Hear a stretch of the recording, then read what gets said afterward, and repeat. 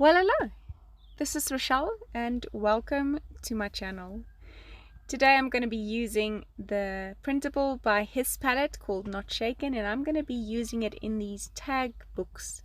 And this is an Art by Marlene Studio Light product. It is 300 GSM. It is an art paper, so it's quite thick and quite sturdy. I did a class in these yesterday, the ones that I showed you in the beginning, and so I just kind of wanted to continue using them. And the his palette printables are so cool because they lean towards pretty much any kind of journaling, and this specific one I wanted to do in the Psalms, but my Psalms is so full, so it was actually perfect that I could use these tags for it. So I am going to be journaling the Not Shaken we are not shaken printable onto this tag.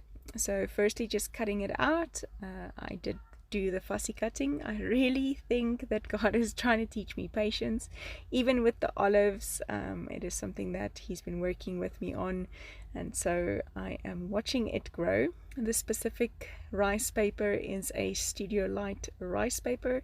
It's by Janine's Mindful Art.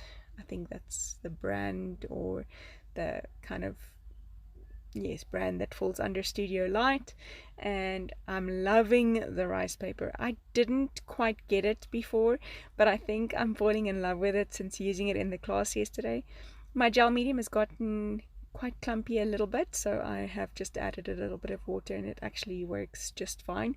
I'm not too sure what the durability of it will be with a little bit of water added, but like I said, works just fine for the time being.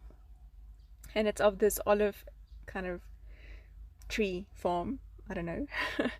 So just listening to the word of God in my heart and in my head as he's speaking to me about the pressure that these olives undergo to create this wonderfully rich oil, which is olive oil.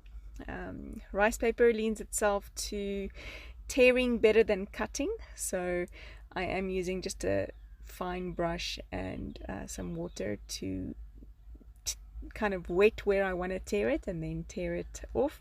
So it does have one kind of crisp edge to it, and then one of these ruffled kind of edges. It's like torn and has got a lot of texture on it. I did use the same rice paper on a different place of the sheet on the back of this tag in that class yesterday, and so I quite enjoyed repeating the kind of idea without replicating the exact tag. So on that tag at the back I did use some texture paste as well, but not going to be using that today. I really want to be using this Studio Light kind of olive stamps, olive tree, olive branches stamps, and I do also have this little cutout of an olive that I used to stencil with using a gelato, and I think this is the chocolate, something like that, or iced coffee, a very dark brown color, and it just worked perfectly. So this is the stamp set that I'm talking about, also by Studio Light, and I'm using that stamp just in random spots directly over the rice paper background. It is perfectly fine, holds up just fine, and I'm using the VersaFine Onyx black ink. It is a pitch black ink, and it is archival or permanent, so that's also a good thing. Taking my little girl, which has a stamp at the back as well. I tested my stamp for the first time on there, so just adding that watered down gel medium onto the back of this girl and then sticking her on. I should have put gel medium on the tag directly as well. Forgot, but it's okay. I'm just kind of tucking it in. Hopefully it won't lift or bubble too much in the future. Ideally, when using gel medium, you would apply gel medium to both surfaces, the one you're sticking onto and the one you are sticking on it. Okay, if that makes any sense. So just cutting it so that it lines up there, and then I wanted to stamp this butterfly, but I really did smush it too much when pushing it down, and so just making a plan here, taking white paper or the leftover from my girl cutout, and cutting out that butterfly. So we're making it a 3D kind of thing using some old foam, fun foam, and sticking that on the back. And then taking my big brush markers, Fabric big brush markers.